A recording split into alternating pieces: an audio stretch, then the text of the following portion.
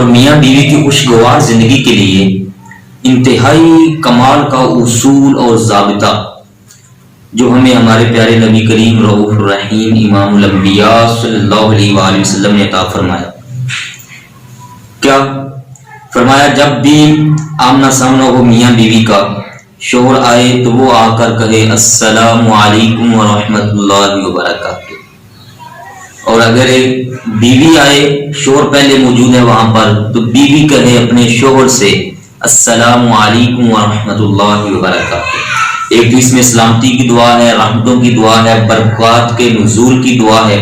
اور یہ ہم چاہتے ہیں کہ فیملی میں سلامتی بھی رہیں، بیماریاں نہ آئیں، برکتوں کا نزول ہو، رحمتوں کا نزول ہو، یہ ہر بندہ چاہتا ہے۔ ایک تو اس چیز کو اپنائیں، اور جب یہ اپنائیں گے تو اس کے 3 فائدے حاصل ہوں گے۔ ایک تو رزق کی جو تنگی ہے وہ دور ہو جائے گی، ضامن معیشت کے اندر کشادگی آئے گی، اللہ تبارک و تعالیٰ پریشانیاں ختم فرمائے گا، محتاجی ختم ہوگی، اور اس کے ساتھ ساتھ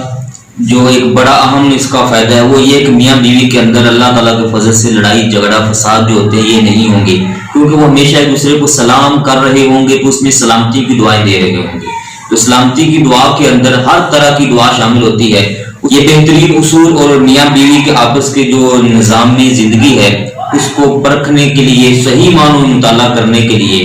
میں آپ کو دعوت دوں گا پیارے بھائیوں، ضرور مطالعہ کیجئے۔ ہمارے قبلہ بابا جان سرکار قبلہ بابا جی منیر احمد یوسفی صاحب رحمہ اللہ تعالی، ان کی کتاب اچھے میاں بیوی حقوق زوجین کے موضوع پر ہے،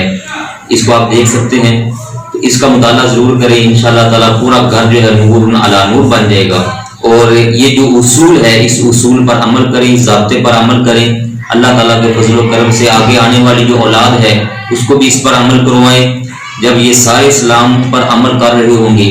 یہ ایک چھوٹا سا کام ہے لیکن اس کا فائدہ جو ہونے والا ہے نا وہ اپنا کر دیکھیں۔ جو اپنا رہے ہیں وہ جانتے ہیں کہ اس کے کتنے زیادہ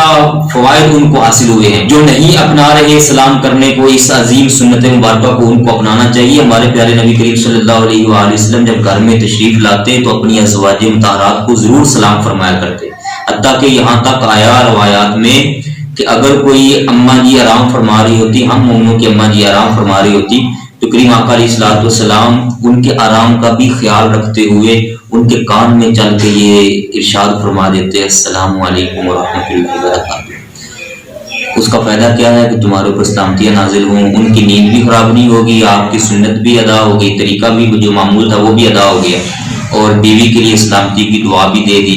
ہمیں چاہیے پیارے بھائی ہم عمل کریں اس پر، اللہ تبارک و تعالیٰ ہم سب کو عمل کی توفیق عطا فرمائے۔